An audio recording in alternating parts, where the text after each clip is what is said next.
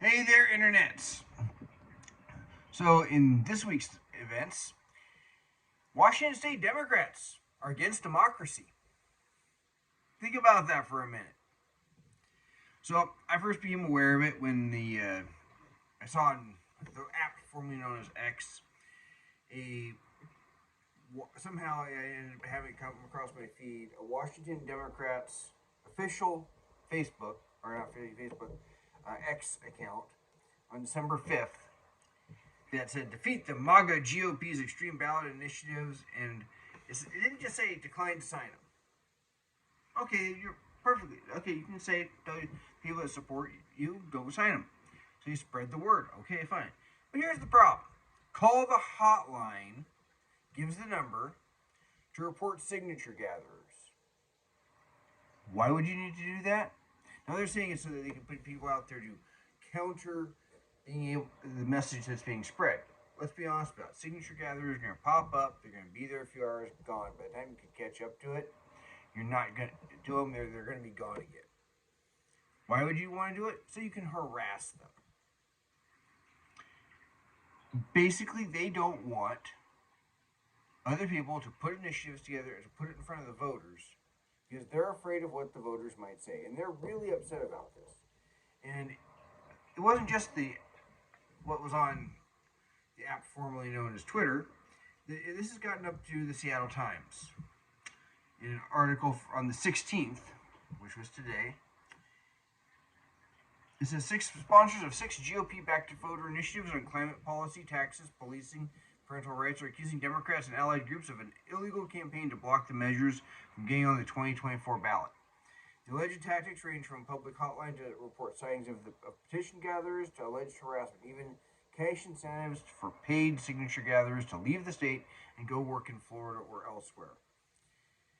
Let's Go Washington, the group backing the initiatives, released a letter Friday from former Washington Attorney General Rob McKenna demanding the initiative opponents cease and desist such efforts. And you hear about this stuff. The groups were SEIU 775, the politically influential Home Health Care Workers Union, as well as the progressive group Fuse Washington and Fieldworks, a Washington, D.C. based political firm. But here's the thing the Washington State Democrats shared this. Now, whether it's their number or whether it's a group they're with, they are pushing to say don't participate in direct democracy. Fact is, they never have believed in democracy. They believe in power, and they're a bunch of megalomaniacs who just want power. And they go on to it. And it's not just them. Now, of course, this is all linked in the description below, starting with the New York Times article, a link to the actual X, the app formerly known as Twitter, post. We got one from the Center Square. 3 Washington groups allegedly ran a coordinated intimidation campaign against Signature Drive.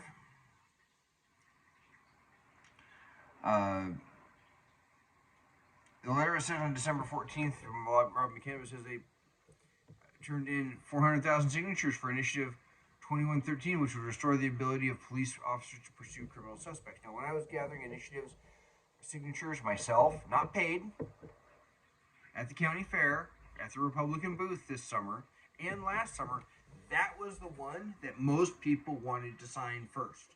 Some of them, I had a friend, he signed that one, wasn't interested in looking at the others, and I think he would have been interested in the others.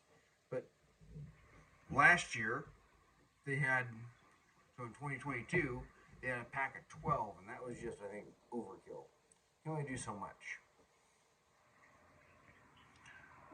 So, and Democrats have done this before. Liberal groups in California tried to get the names and addresses and employer information of people who signed initiatives just as people signing the petitions.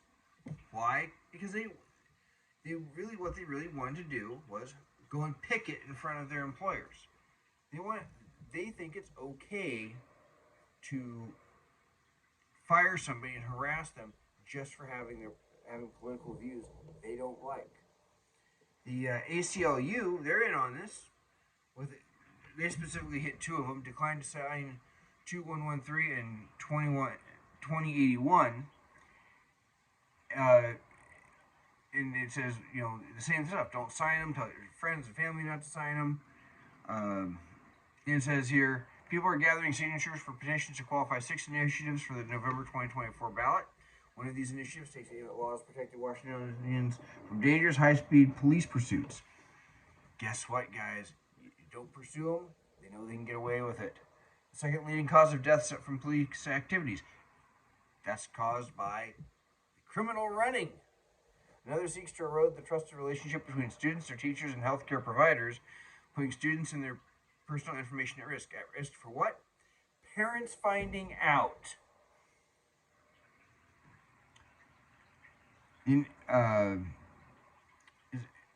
So, the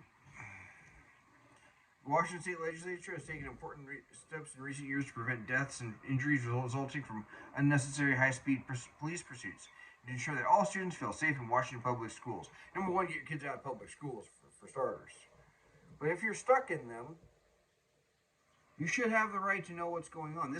The fact that they're fighting this is why you should keep your kids out of public schools. Let's not allow reactionary forces to roll back this progress for civil liberties and civil rights. What about the parents' rights? And then I've got a link to Let's Go Washington. Let's talk about what these 6 initiatives are, because I will be pushing people and going into these. 2113, reasonable police pursuits.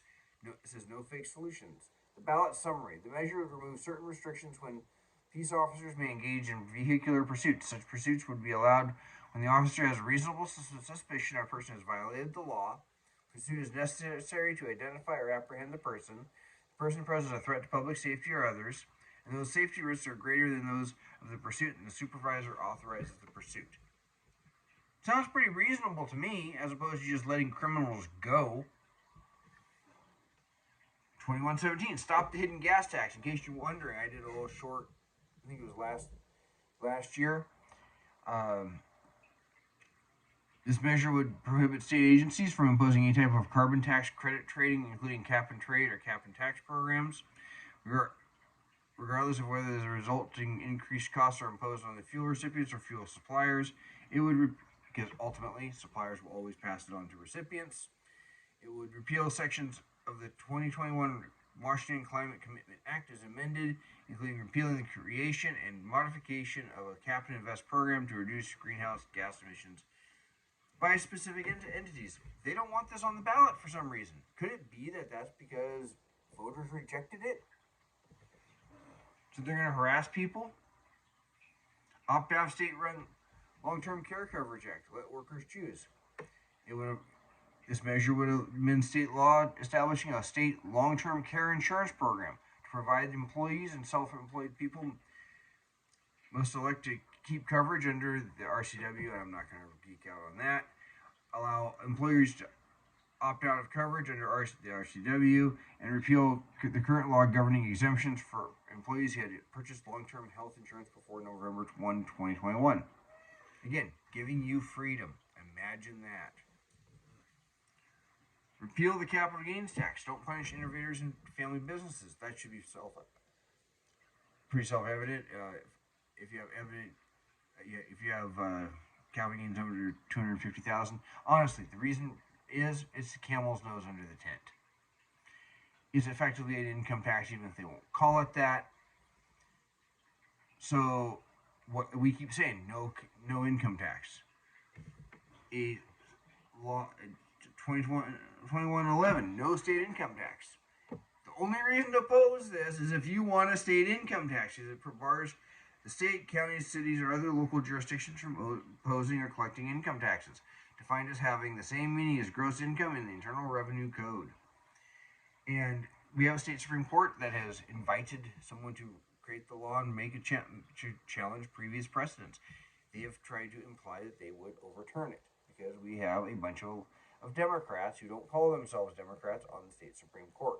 They are judicial activists.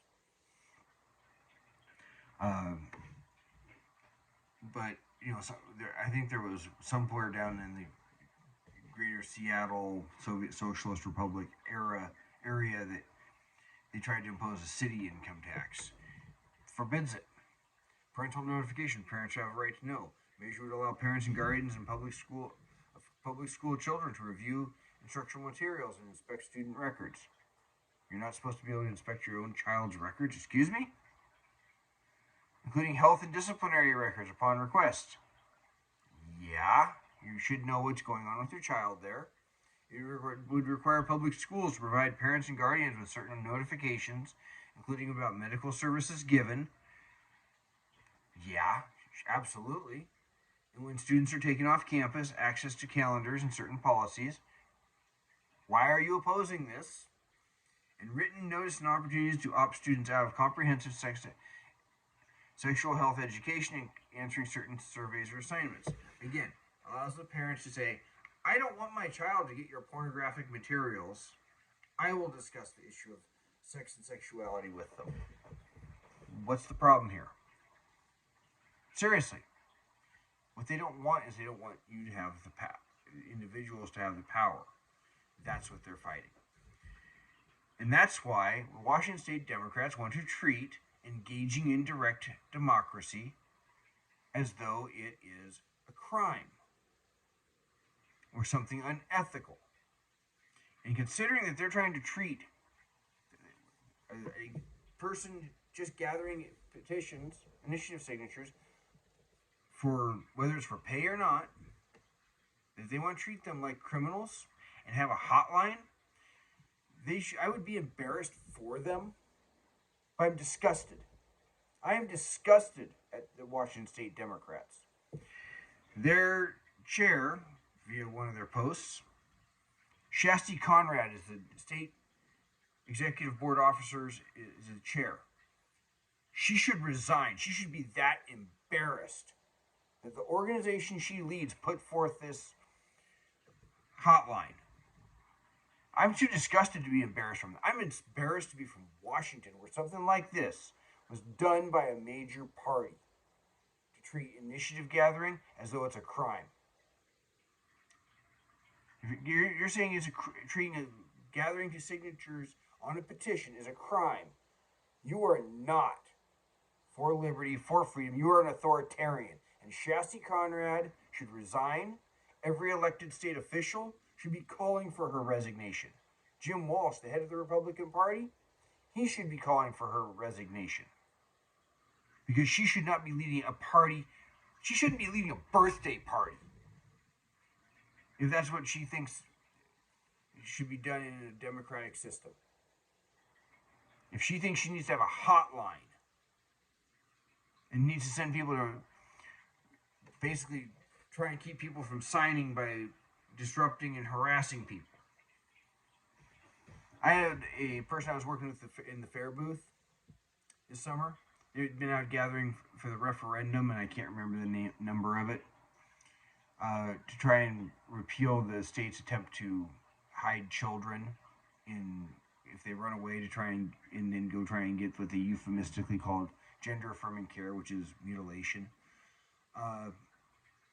She got attacked physically I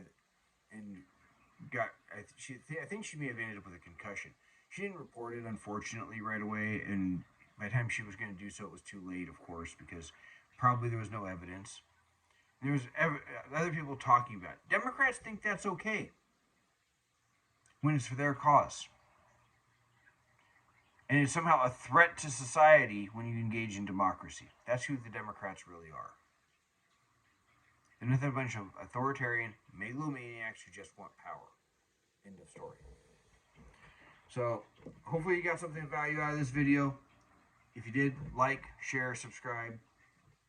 If you didn't, if you think I'm wrong, feel free to put a comment in. I'll be happy to thank you for the comment at least. Until then, you all take care.